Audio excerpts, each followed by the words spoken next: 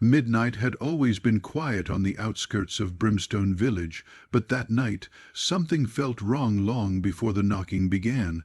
The air was unnaturally still. The woods behind the old Waverly House, dense, wild, and whispering with legends, lay silent as if holding their breath. Inside the house, Elena Waverly, 27 years old and stubbornly rational, sat alone at the kitchen table with a half-finished cup of tea.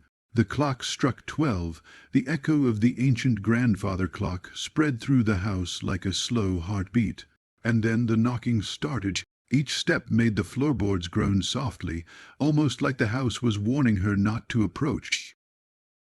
A figure stood at the bottom of the porch steps, not at the door, not near the porch light, but far enough that the face was swallowed by darkness. "Hello," Elena called out, her voice trembling. Then the figure slowly lifted one arm and pointed straight at the door.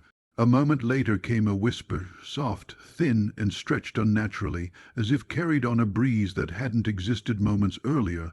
"Let me in." She checked for service. No signal. She looked at the window again. The figure was closer, standing on the first porch step. It was her mother, pale, unblinking, expressionless.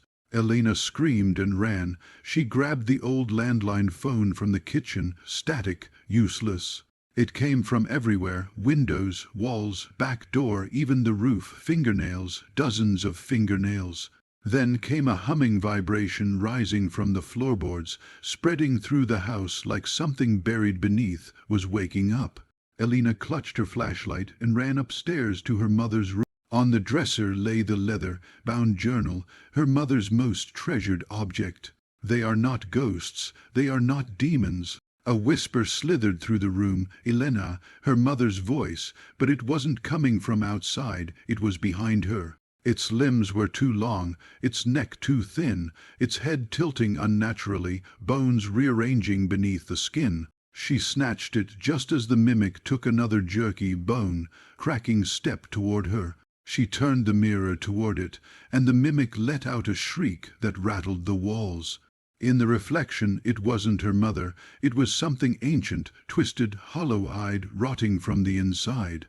Elena running downstairs as house shakes violently, dozens of mimic silhouettes gathering at windows. "You dropped this," it said, holding her mother's face in one hand like a discarded costume. 1,000 broken shards glittering like ice, 1,000 reflections. Its body imploded into black dust that scattered across the floor like ash. Outside, the others shrieked and vanished into the darkness, dissolving into the trees as dawn crept over the horizon.